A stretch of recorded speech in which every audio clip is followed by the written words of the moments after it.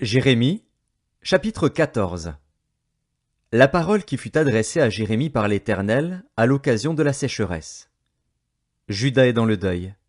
Ses villes sont désolées, tristes, abattues, et les cris de Jérusalem s'élèvent. Les grands envoient les petits chercher de l'eau, et les petits vont aux citernes, ne trouvent point d'eau, et retournent avec leurs vases vides. Confus et honteux, ils se couvrent la tête.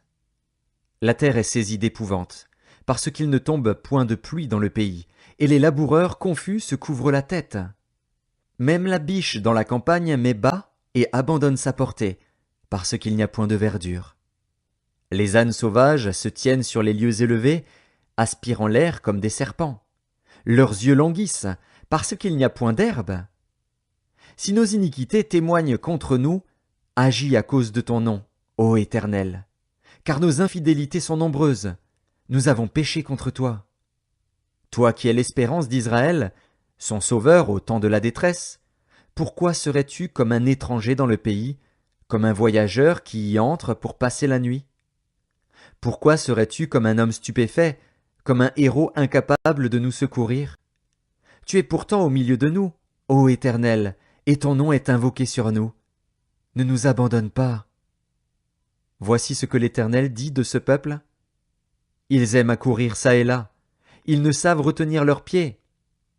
L'Éternel n'a point d'attachement pour eux, il se souvient maintenant de leurs crimes, et il châtie leurs péchés. Et l'Éternel me dit, n'intercède pas en faveur de ce peuple. S'ils jeûnent, je n'écouterai pas leurs supplications.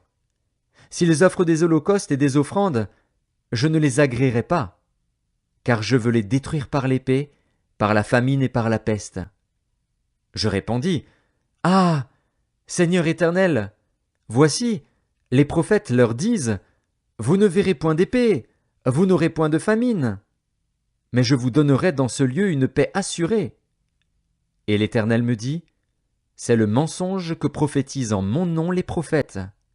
Je ne les ai point envoyés, je ne leur ai point donné d'ordre, je ne leur ai point parlé. Ce sont des visions mensongères, de vaines prédications, des tromperies de leur cœur qu'ils vous prophétisent. C'est pourquoi ainsi parle l'Éternel sur les prophètes qui prophétisent en mon nom, sans que je les ai envoyés, et qui disent « Il n'y aura dans ce pays ni épée ni famine ». Ces prophètes périront par l'épée et par la famine. Et ceux à qui ils prophétisent seront étendus dans les rues de Jérusalem par la famine et par l'épée. Il n'y aura personne pour leur donner la sépulture, ni à eux, ni à leurs femmes, ni à leurs fils, ni à leurs filles. Je répandrai sur eux leur méchanceté. Dis-leur cette parole. Les larmes coulent de mes yeux nuit et jour, et elles ne s'arrêtent pas, car la Vierge, fille de mon peuple, a été frappée d'un grand coup, d'une plaie très douloureuse. Si je vais dans les champs, voici des hommes que le glaive a percés. Si j'entre dans la ville, voici des êtres que consume la faim. Le prophète même et le sacrificateur parcourent le pays, sans savoir où ils vont. As-tu donc rejeté Juda, et ton âme a-t-elle pris Sion en horreur? Pourquoi nous frappes-tu sans qu'il y ait pour nous de guérison? Nous espérions la paix, et il n'arrive rien d'heureux. Un temps de guérison, et voici la terreur. Éternel, nous reconnaissons notre méchanceté, l'iniquité de nos pères, car nous avons péché contre toi. À cause de ton nom, ne méprise pas, ne déshonore pas le trône de ta gloire. N'oublie pas, ne romps pas ton alliance avec nous.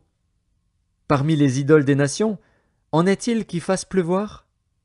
Où est-ce le ciel qui donne la pluie? N'est-ce pas toi, Éternel, notre Dieu? Nous espérons en toi, car c'est toi qui as fait toutes ces choses.